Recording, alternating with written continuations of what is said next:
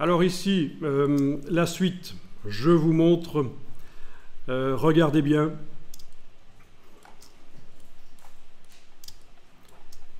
Il faut que j'arrive à faire en sorte que la partie éloignée de la girafe soit moins foncée, que l'ombre devienne transparente.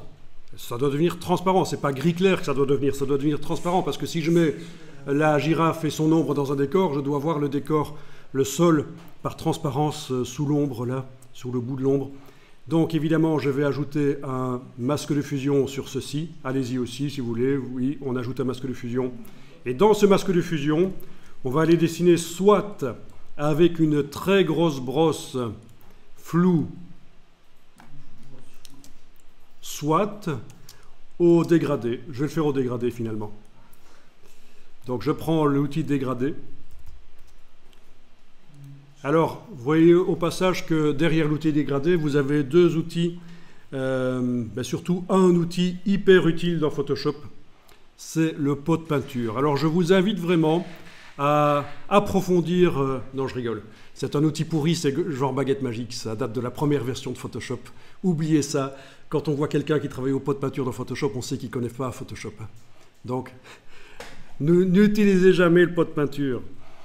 Enfin, peut-être pour des images infographiques, si vous faites de l'interface, pourquoi pas, mais même, c'est un peu pourri. Autant faire une sélection et remplir. Donc, oubliez ça. Donc, ce qui m'intéresse, c'est l'outil dégradé ici. Bon, les dégradés, ça n'a pas beaucoup changé. Je veux dire, les dégradés, c'est des dégradés, c'est encore utilisé. Alors, vous avez ici, évidemment, le dégradé linéaire, application normale, opacité 100%. C'est ce qu'il faut. Parmi les 5 manières d'appliquer le dégradé, c'est la première manière, dégradé linéaire, et surtout vérifier que le mode est normal et l'opacité 100%. Normal, ça veut dire recouvrant. On a normalement un dégradé du noir au blanc. Si vous regardez ici, si vous cliquez là, vous avez l'éditeur de dégradé. D'accord? Si vous cliquez sur le dégradé, là, dans les options, c'est l'éditeur de dégradé. Ça ne nous intéresse pas ici. Si vous avez cliqué ici, c'est la bibliothèque de dégradé. Et parmi la bibliothèque, vous avez un dégradé du noir au blanc. Vous en avez aussi un ici parce que il se trouve que dans les cases de premier plan et d'arrière-plan de la palette des outils, c'est du noir et du blanc. Mais sinon, voilà, je prends le dégradé du noir au blanc, c'est bon. Et dans le masque de fusion, là, je trace. Et voilà.